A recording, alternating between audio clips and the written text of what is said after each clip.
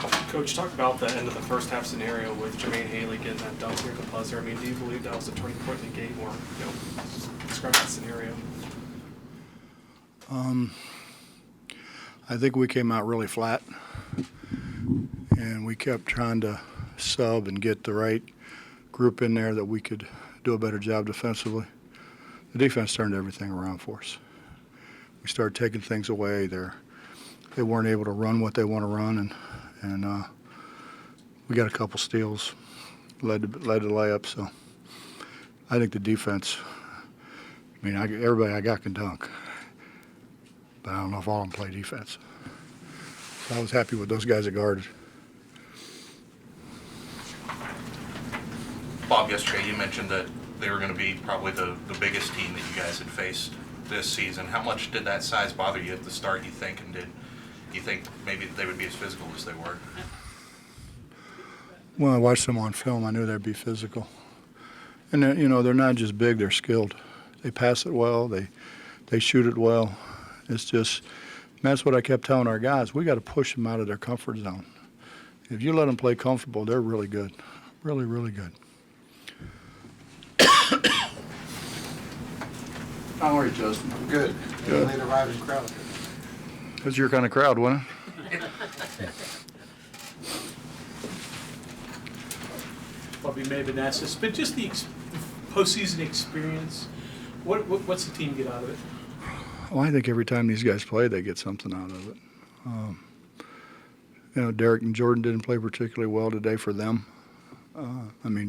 Most guys get 10 rebounds. You say they played pretty well, but we've come to expect a whole lot more from Derek and, excuse me, and honestly, we've come to expect a whole lot more from Jordan. So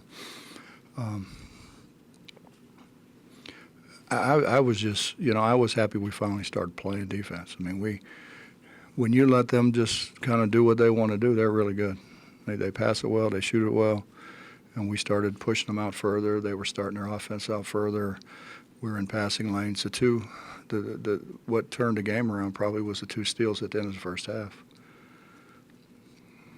And then, I think when you have to work that hard to get the ball, it wears on you a little bit. And we couldn't get any transition in the first half. And then, about halfway through the second half, we got a bunch of transition. I was just going to ask about Jermaine Haley's transition in the second half. His length, size, hard to. Is that maybe him scoring in transition? Maybe one of the best parts of his game. Well, I think taking it to the basket is, whether it's in transition or whether it's in half court. We try to run some things to kind of turn him loose where he can get it at the rim. He just early couldn't get anything to go down. He had pretty good shots early. We ran a set for him, and then we ran a set for him to start second half, and that one didn't go down. And then after that, he kind of got it to go down. The dunk he had at the end of the first half, does that create a spark at all? Or? Maybe for the 5,300. No, I think what got our guys more excited was we kept the ball alive. We kicked it ahead because we hadn't gotten anything in transition. So I think when our guys came in the locker room, they were more pleased with the fact that, because I was on them for the whole half about we got a guard. We're not taking things away from them, and I think they felt a whole lot better. And it's easier to feel better when you're ahead too. Did you learn something from that Haley dunk at the end of the half that maybe you should have route in the middle on the fast break? No. Logan played really well. He played really well. He gives you some energy when he comes in, doesn't He he? gives us energy and he gives us size. He's a big guy. That's the most blocked shots, I think. I don't think he blocked that many at Cameron.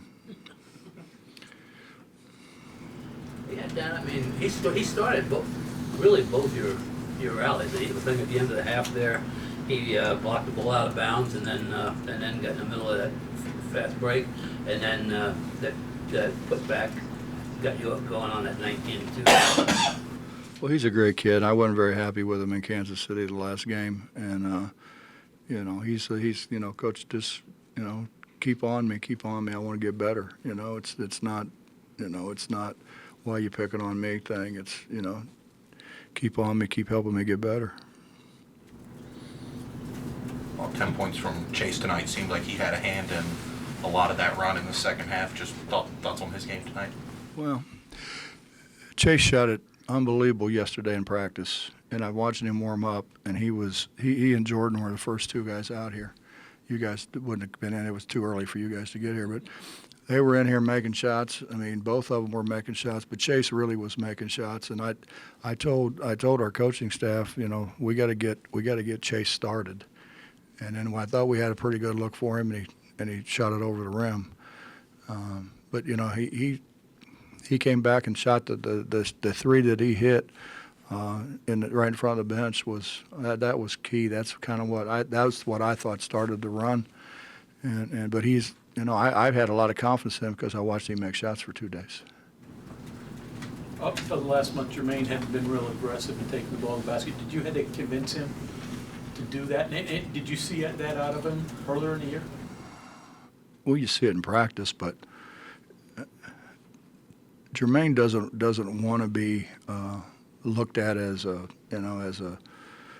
pig. You know, he enjoys passing the ball. He enjoys that part of it. It's why he likes being point guard, because he can pass the ball and get other people shots.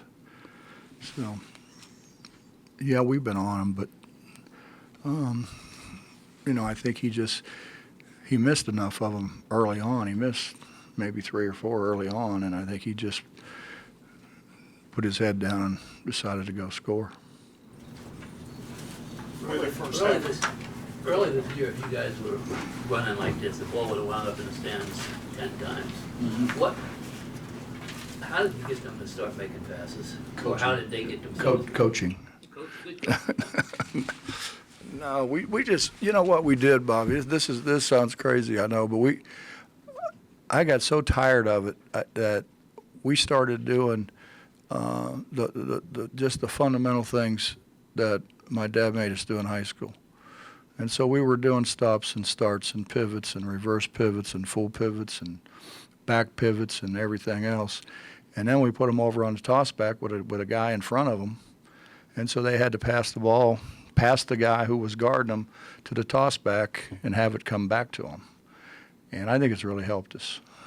And you know, they kind of like it too. It's kind of fun for them. It's different. And at this time of the year, you kind of look for something that's different. But I think those tossbacks really helped us. And I'm not getting a cut for any tossback sold either, by the way. Let's get that out right now.